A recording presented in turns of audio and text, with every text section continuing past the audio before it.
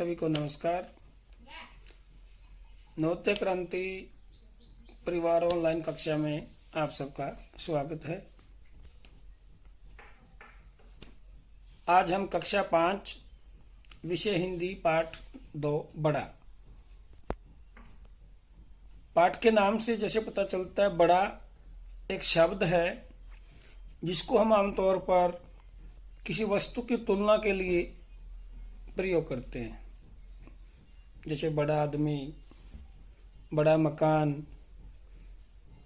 बड़ी जगह, बड़ी वस्तु, उसकी तुलना छोटी वस्तु से की जाती है। लेकिन पाठ के अंदर जो दिया हुआ है, पाठ जो हमें सिखाना चाहता है, वो एक व्यंजन है, खाने की वस्तु है, जिसको एक विशेष विधि के द्वारा तैयार किया जाता है। तो आज हम बच्चों को आपको बड़ा कैसे बनाया जाता है, कैसे खाया उसका स्वाद कैसा है, वो पाठ के माध्यम से आपको बताएंगे। प्यारे बच्चों, आप सभी विभिन्न समारोह, शादी व अन्य फंक्शनों में बहुत सारी अच्छी अच्छी डिशेज या व्यंजनों का आप खाते हैं, उनके टेस्ट के बारे में, स्वाद के बारे में भी जानते हैं। आमतौर पर देखा जाता है कि बच्चों को ऐसी चीज़ें बहुत अच्छी लगती हैं, खाने उनको बहुत पसंद करते हैं। तो चलो आज हमारा दूसरा पाठ है बड़ा, उसके बारे में जानें।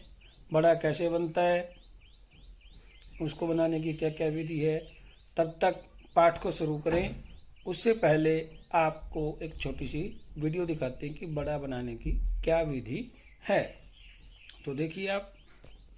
देखते हैं मेदू वड़ा बनाने के लिए हमें क्या क्या चाहिए। 2 कप उड़द दाल, 2 tablespoon rice flour, 3 finally chop की ग्रीन चिलीज, 1 टेबलस्पून ग्रेट किया हुआ जिंजर यानी कि अदरक, 1 टेबलस्पून क्यूमिन सीड्स यानी कि जीरा, 1 टीस्पून ब्लैक पेपर पाउडर यानी कि काले मिर्च का पाउडर, 1 टीस्पून हींग यानी कि एसोफोटिडा, 5 से 6 कड़ी पत्ता यानी कि करी लीव्स और स्वाद अनुसार नमक। तो पहले हमें 2 कप उड़द दाल को 4 से 5 बार अच्छे से वॉश कर लेना है और फिर हम उसे एक बाउल के अंदर ट्रांसफर कर लेते हैं। अब हम इसमें तकरीबन 2 ग्लास जितना पानी ऐड कर लेते हैं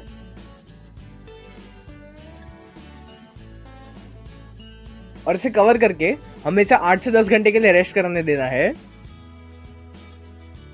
जब 8 से 10 घंटे हो जाए तब हम इसमें से सारा पानी बाहर निकाल लेंगे और फिर हमें उड़द दाल को 1-2 बार और वॉश कर लेना होगा। अब हम इस उड़द दाल को थोड़ा थोड़ा मिक्सर में ऐड करके इसे ग्राइंड कर लेते हैं। उसकी पेस्ट बना लेनी होगी हमें। इसकी पेस्ट बनाने के लिए हो सके तो पानी का इस्तेमाल ना करें, और अगर आप थोड़ा सा पानी यूज कर रहे हो तो 1 टेबलस्पून जितना ही पानी ऐड कीजिए इसमें। ये देखिए उड़द दाल अच्छे से ग्राइंड हो चुकी है। तो इसी तरह हमें बाकी की उड़द दाल को भी अच्छे से ग्राइंड कर लेना है।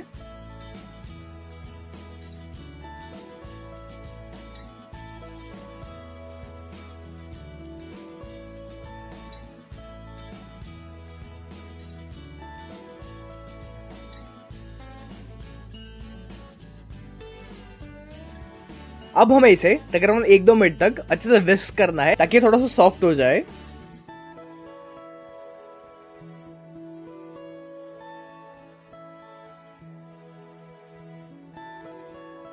फिर हम इसमें 2 टेबलस्पून राइस फ्लावर,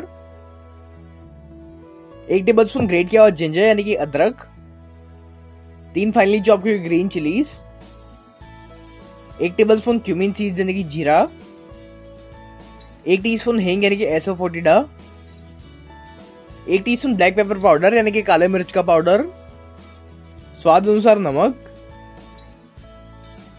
और 5 से 6 करी लीव्स यानी कि कड़ी पत्ता को हम ऐसे तोड़कर इसमें ऐड कर लेते हैं।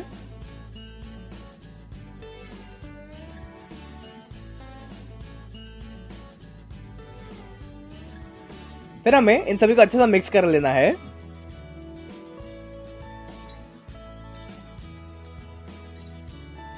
अब हम यहाँ पर तकरीबन 2 टेबलस्पून जितना गरम तेल इसमें ऐड कर लेते हैं और इसे मिक्स कर लेते हैं।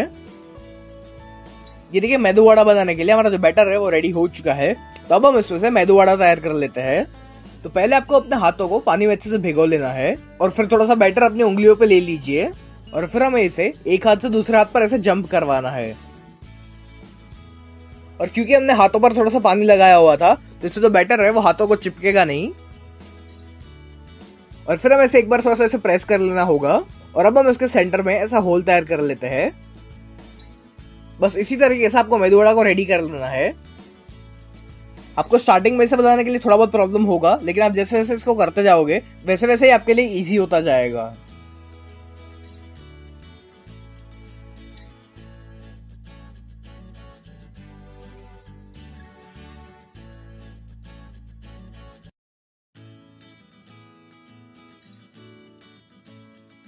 अब हम इसे फ्राई कर लेते हैं। तो जब तेल अच्छे से गर्म हो जाए तब हम इसके अंदर हमारा मेदू वड़ा ऐड कर लेते हैं। इसे तेल में डालते टाइम थोड़ा सा सावधान रहिए। आप एक साथ इसमें 4 से 5 मेदू वड़ा ही फ्राई कीजिए। और जब आप इसके अंदर 4 से 5 मेदू वड़ा ऐड कर लोगे तब हमें गैस की फ्लेम को स्लो कर लेना है ताकि ये क्रिस्पी बने। स्लो फ्लेम पे फ्राई करने से ये काफी क्रिस्पी भी बनेंगे और इसका जो कलर है वो भी काफी बढ़िया सा गोल्डन ब्राउन आएगा। इसे आपको ऐसा बीच बीच फ्लिप करते रहना है और इसे आपको तब तक फ्राई करना है जब तक ये गोल्डन ब्राउन और क्रिस्पी नहीं हो जाता। ये देखिए इसका कलर धीरे धीरे चेंज होने लगा है, लेकिन हम इसे और भी थोड़ा सा ब्राउन होने देंगे।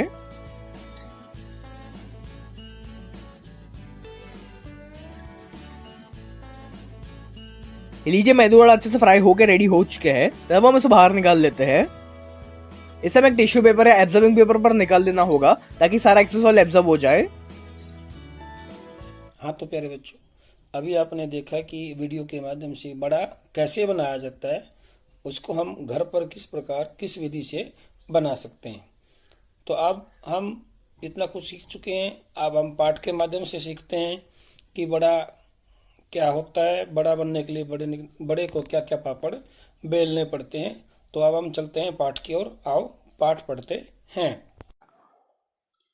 मैं बड़ा हूँ, आपने मेरा नाम सुना होगा, कभी न कभी मेरा स्वाद भी अवश्य लिया होगा। दुनिया मुझे जानती मानती है, चटखारे ले लेकर मेरा स्वाद लेती है। सच मेरे लिए उसकी लार टपकती रहती है। बड़ा नाम मुझे कैसे मिला आप जानना चाहेंगे? यूं ही नहीं बड़ा बन गया मैं, इसके लिए मुझे बड़े पापड़ बेलने पड़े, भांति भांति के कष्ट कसाले झेलने पड़े, तब कहीं जाकर बड़ा पद प्राप्त हुआ। आप समझ रहे होंगे कोरा नून मिर्च लगाकर ही मैं बड़ा बन गया हूँ। कृपया इस भुलावे में न रहना, खाला जी का घर नहीं है बड़ा बनना। एक नंबर की टेढ़ी हीरे है। तनिक मेरी राम कहानी सुनिए, सब समझ में आ जाएगा। मेरे पूर्व रूप से तो आप परिचित ही होंगे। अरहर, उड़द, मूंग, मोठ आदि अन्न मेरे पूर्व रूप हैं। पूर्व रूप यानी बनने से पहले। इन अन्नों को हाथ चक्की, पंचक्की, तेल चक्की अथवा विद्युत चक्की में दलकर दाल बनाई जाती है। चाकी के दो पाटों की रगड़ खाकर दाल बनने में जो मजा आता है उसे आप नहीं जान सकते। हाँ, दो पाटों के बीच में आपको भी पढ़ना पड़ जाए तो और बात है। कभी पढ़े हैं आप? बोलिए। पढ़े होते तो मुझ पर क्या बीतती है अच्छी तरह महसूस कर सकते। विशेष रूप से मैं उड़द दाल का बनाया जाता हूँ। दाल को पूरी पूरी रात पानी में भिगोकर रखा जाता है। गर्मी में तो खैर कोई बात नहीं, लेकिन कहीं जाड़े का हुआ तो बस सी करते जान पर बनती है। जमुना जी में जाड़े की रात में रात भर डुबकी मारे रहना पड़े आपको तो आप समझ जाएंगे कि मुझ पर क्या बीतती है।